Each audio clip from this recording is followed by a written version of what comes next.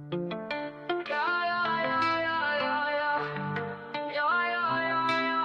wake up to the same old fight, chasing shadows in the night.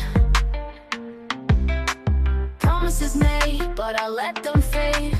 Caught in the cycle, I'm feeling betrayed. Round and round, I'm losing ground. Trying to break free, but I can't see. These negative patterns are haunting me. Nights turn to days, I'm losing my way. Thought I found peace, but it's led me astray.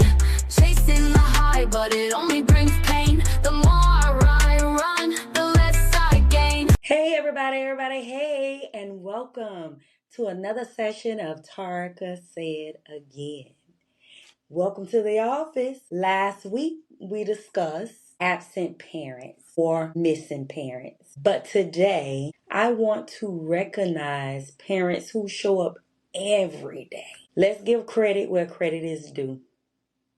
To the mothers, to the fathers, grandparents, guardians, caregivers, whoever is in that acting role of parenting children or someone else's children. Thank you, especially to those who are raising someone else's child. That, I'm sure, it has its challenges, especially during adolescent stage, because that's a critical stage. Children, they're trying to figure out who they are. As to say, they're smelling themselves. I know you've heard that saying before. They might be battling or warring with why their parents aren't raising them. There are a plethora of reasons. So again, kudos to those as acting parents, because we know parenting is one of the few jobs that doesn't come with vacations. There's no sick days. We can't clock out. It's a 24/7 days a week commitment. The work, sometimes it goes unnoticed, but the impact lasts a lifetime. And as a parent, those are those moments that we live for. Another key point when we talk about being a good parent or a present parent, sacrifices. I'm going to say that word again. Sacrifices. A lot of times our kids or our children, they don't understand sacrifices we make for them. Good parents often put their children's needs before their own wants. That's considered a sacrifice. Just do it without even thinking about it. I remember having a conversation with a part-time parent. You heard me. A part-time parent. They didn't quite understand my thought process as a full-time parent. They looked at it differently. It was almost like it was a task or a chore.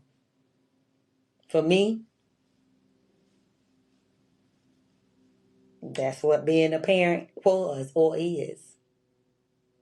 So there was no thought put into it. Sacrifices, whether attending school events, helping with homework, sitting through practices, or simply being available to listen. Just listen to your child. Parents invest countless hours into their children's development. Children may not remember every gift they received, those tangible items. But guess what?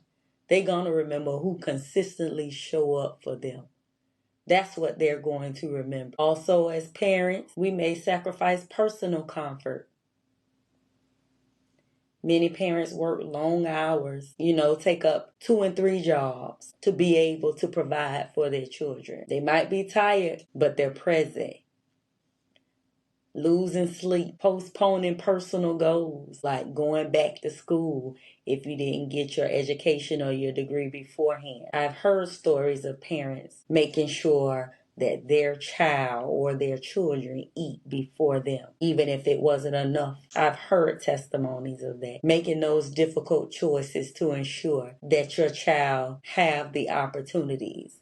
Maybe opportunities that you did not have, and the stability and the security. Sometimes loves look less like words and more like sacrifices. Also, as good parents, we may sacrifice financially from diapers and daycare. Instead of buying that pair of shoes that you wanted, we buy some diapers.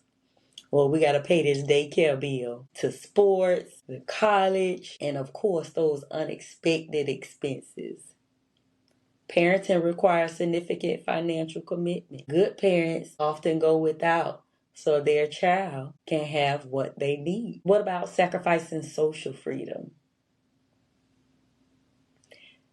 Parents often miss their own social events, turn down invitations, rearrange their lives around their children's schedules, while others may not understand. Parents recognize that raising healthy children, that's a priority. Number one priority. We also, as parents, might even sacrifice what we consider immediate gratification in exchange for long-term success. Good parents make decisions based on what benefits their child in the future, not just what makes them happy in the moment. And yes, this can include setting those boundaries, enforcing rules, teaching accountability. There was a saying that stuck with me in college, and it was laziness pays off now, but hard work pays off later. So that goes back to that long-term success versus that instant or that immediate gratification. So basically, being a good parent isn't about being your child's friend. And I'm going to say that again because we see that all the time. We're trying to be our kids' friends because we don't want to make them upset or mad. So being a good parent isn't about being your child's friend all the time. It's about preparing them for life, creating them situational awareness, what it's going to be like in real life. Less coddling. When parents are present, when they are engaged, the parental involvement, when they are intentional, children are more likely to develop healthy self-esteem. And we know that's major because we hear stories all the time of individuals having low self-esteem, and that's what we don't want for our child, because anybody can come and tell them anything and they'll believe it. We want to be able to build stronger communication skills. That's key also. Articulating, expressing yourself, giving them the words, giving them the tools versus throwing tantrums because you don't know how to express yourself. Learning responsibility and accountability. Yes, accountability. Developing emotional resilience. Regulating those emotions so you don't have those outer body experiences that in return will get us in trouble because there's consequences. Forming healthier relationships as adults. And I always tell you that's what addictive patterns is all about. Relationships, whether as a child or as an adult. At the end of the day, we want to be raising productive and contributing members of society or citizens. We want them to be able to give back versus taking. I'm going to connect this to addictive patterns. Now, in thinking about this, there's one positive pattern that deserves attention, and that's the pattern of presence. These last few weeks, that's all I've been saying. Presence, presence, presence matters. So the one positive pattern that deserves attention is the pattern of presence. That's something we want to be able to see. Just as you have negative behaviors, they can be passed from generation to generation. So can positive ones be passed from generation to generation. And that's what we want. Let's pass down a positive addictive pattern or addictive behavior. So, a parent who consistently shows up teaches the child the value of commitment, Yes, being committed to your family. It teaches responsibility and healthy relationships. Those lessons often carry into adulthood and influence how that child eventually parents, guess what? Their own child. My closing comment: